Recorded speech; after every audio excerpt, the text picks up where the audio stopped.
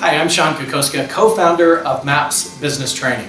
Now we've gone through a couple of videos so far. We talked about how to create your annual simplistic business plan called a GPS. Remember, that's one goal, 3 priority positions, and 5 strategies under each priority. You've assigned by who and by when, which enabled you to complete your 411, which is on the screen right here behind me. Now, with your 411, once you've outlined your weekly objectives, you're going to establish priority by again asking the focusing question. Meaning, out of all of these weekly objectives, what's the one thing I can do such that by doing it, everything else will be easier or unnecessary? And you're going to put a 1 next to that one. Then, here's what I'm going to ask you to do. Based on this weekly objective, how long is that going to take me? Now, if you're in sales, you might relate to this. Let's just say that my weekly objective is to make 100 contacts, whether it's by telephone or face-to-face. Now, I already know my numbers, so I know that I'm making, on average, 10 contacts per hour. So if I'm going to make 100 contacts, well then I get to figure out in my schedule when I'm going to take 10 hours to accomplish that weekly objective. So from there, what I'm going to do is I'm going to go from my weekly objectives. I'm going to ask myself, well, how long is it going to take me to accomplish each of those items? And then what we're going to do is we're going to create your perfect week schedule.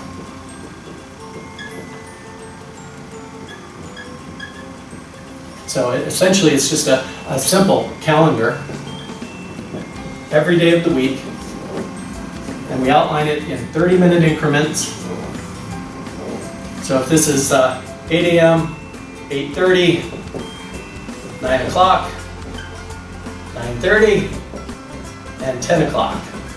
What I'm going to do on Monday, because I recognize my willpower battery is the highest, first thing in the morning, I'm going to block out this time for proactive lead generation to get those 20 contacts every single day. What I'm going to do is I'm going to create a rhythm.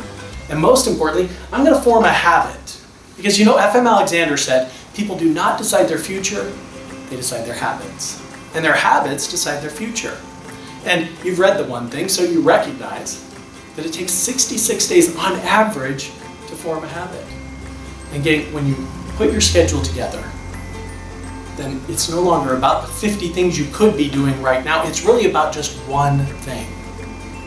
It's following your schedule. Now, we've been conditioned to stick to a schedule our entire lives until we reached adult age. Think about it. Go back to high school with me. First day of school, you walk into the administrator's office and they hand you your schedule.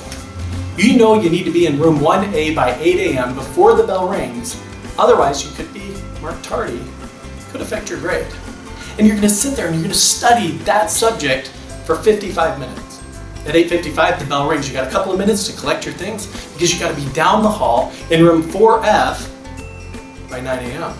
before the bell rings. And you're going to sit down, you're going to study that subject for 55 minutes. Okay, that's how we graduated high school in the first place, by sticking to a schedule. Imagine going into the administrator's office. The administrator says, yeah, just go do what you want when you want. Would you ever have graduated? So somehow we got into business. We want freedom, we want flexibility, and we want wealth. And here's the challenge. Most of us, we choose freedom and flexibility first, and therefore we never get around to wealth.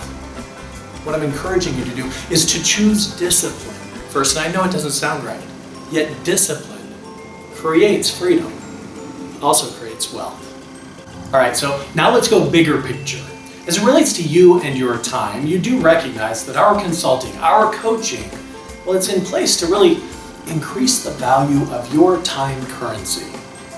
Now let me explain what I mean by that. Somebody might say, well, if I took 20% of my gross annual income and I put it into CD, and I did that every month, every year for 10 years, well, then I can finally pay cash for that vacation home that I've always wanted. Now here's the challenge. They're looking at the vacation home and they're looking at the purchase price. And let's call it $1 million. The number doesn't matter.